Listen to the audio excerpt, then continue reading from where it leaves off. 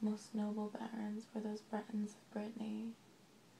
In the old days they were accustomed, out of bravery, courtliness, and nobility, to create lay from the adventures they heard, adventures that had befallen all sorts of people.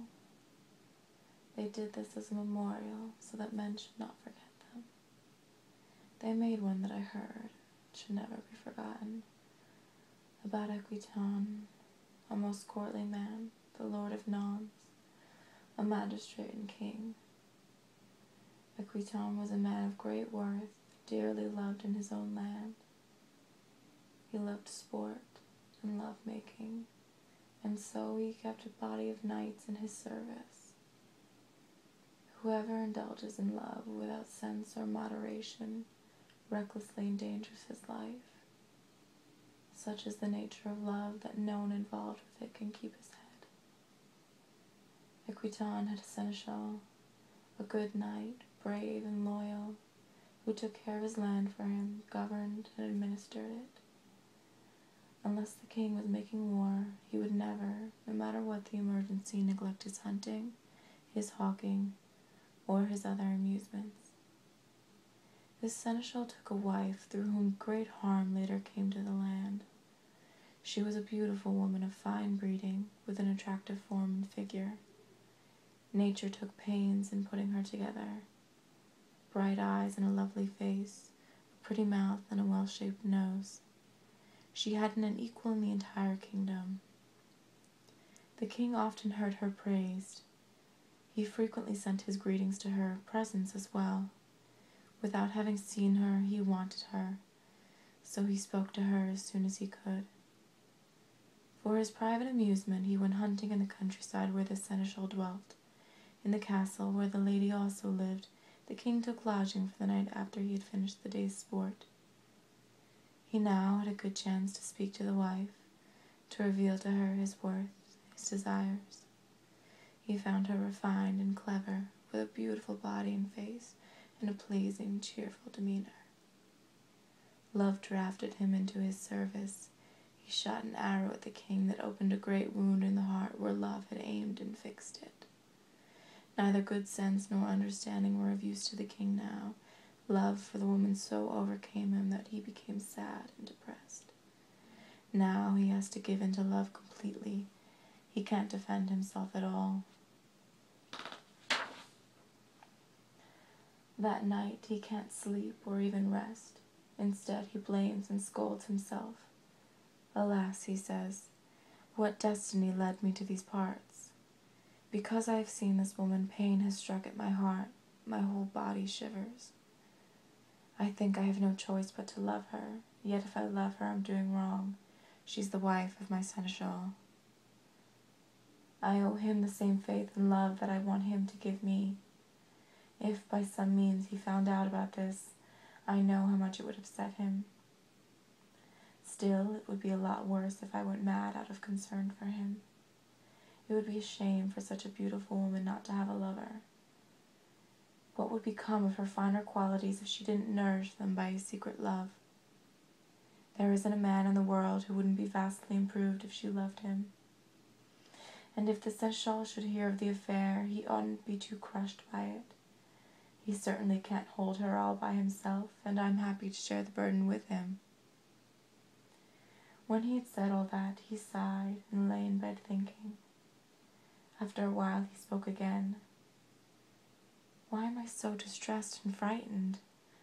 I still don't even know if she will take me as her lover, but I'll know soon. If she should feel the way I do, I'd soon be free of this agony. God, it's so long till morning. I can't get any rest. It's been forever since I went to bed. The king stayed awake until daybreak. He could hardly wait for it.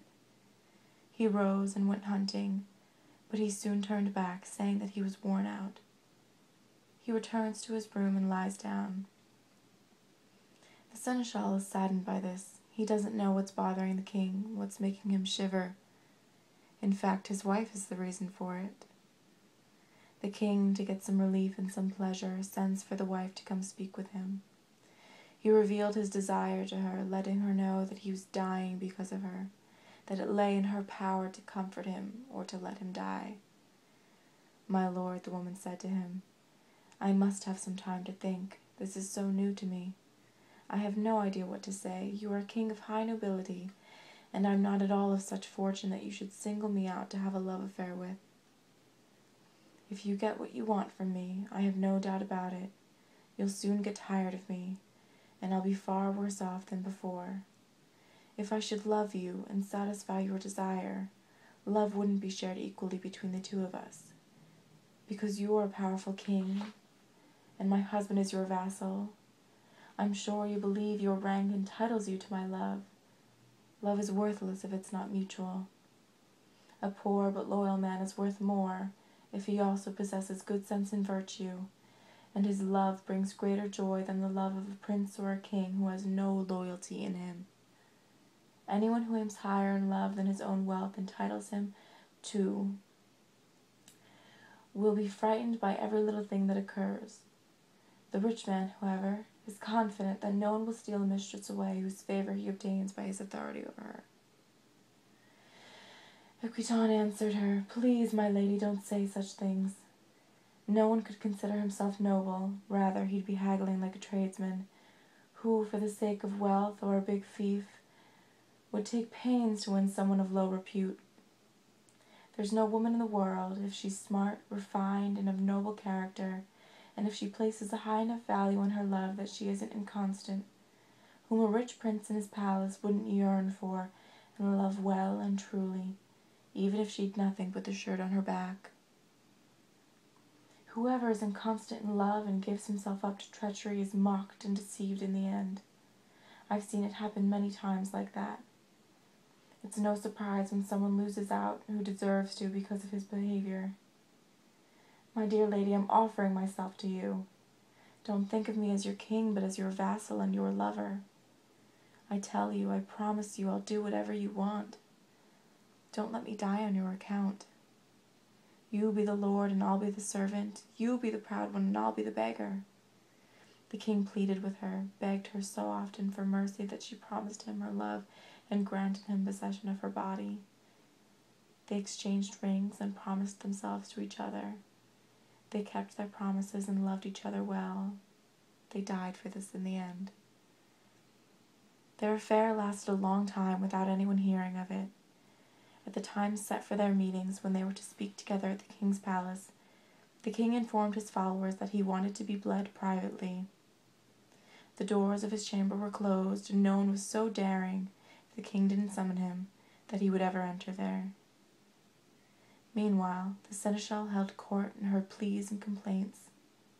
The king loved the seneschal's wife for a long time, had no desire for any other woman he didn't want to marry, and never allowed the subject to be raised. His people held this against him, and the seneschal's wife heard about it often. This worried her, and she was afraid she would lose him. So when she next had the chance to speak to him, when she should have been full of joy, kissing and embracing him and having a good time with him, she burst into tears, making a big scene. The king asked what the matter was, and the lady answered, "My lord, I'm crying because of our love, which has brought me to great sorrow. You are going to take a wife, some king's daughter, and you will get rid of me. I've heard all about it, I know it's true.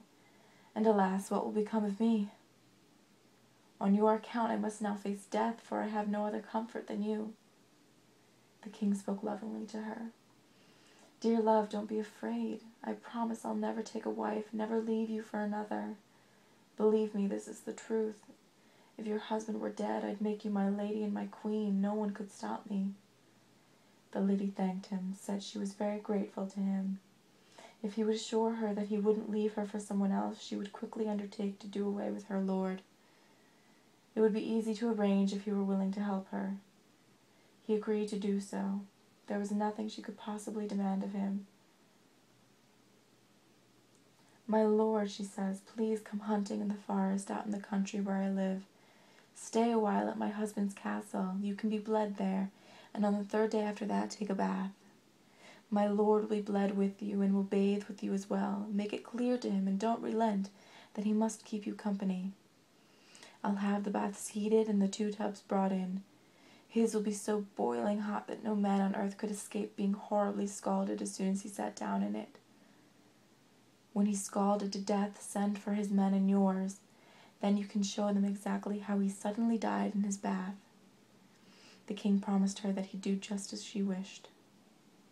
Less than 3 months later, the king went out into the countryside to hunt.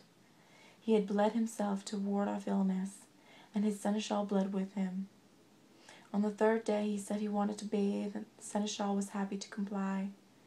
"Bathe with me," said the king, and the seneschal replied, "Willingly." The wife had the baths heated, the 2 tubs brought, next to the bed, according to plan. She had them both set down. Then she had the boiling water brought for the seneschal's tub. The good man got up and went outside to relax for a moment. His wife came to speak to the king, and he pulled her down beside him. They lay down on her husband's bed and began to enjoy themselves. They lay there together. Because the tub was right before them, they set a guard at the bedroom door. A maidservant was to keep watch there. Suddenly the seneschal returned and knocked on the door. The girl held it closed. He struck it so violently that it forced open. There he discovered the king and his own wife lying in each other's arms. The king looked up and saw him coming. To hide his villainy, he jumped into the tub, feet first, stark naked. He didn't stop to think what he was doing, and there he was scalded to death, caught in his own evil trap, while the seneschal remained safe and sound. The seneschal could see very well what had happened to the king. He grabbed his wife at once and thrust her head first into the tub. Thus both died, the king first, the wife after him.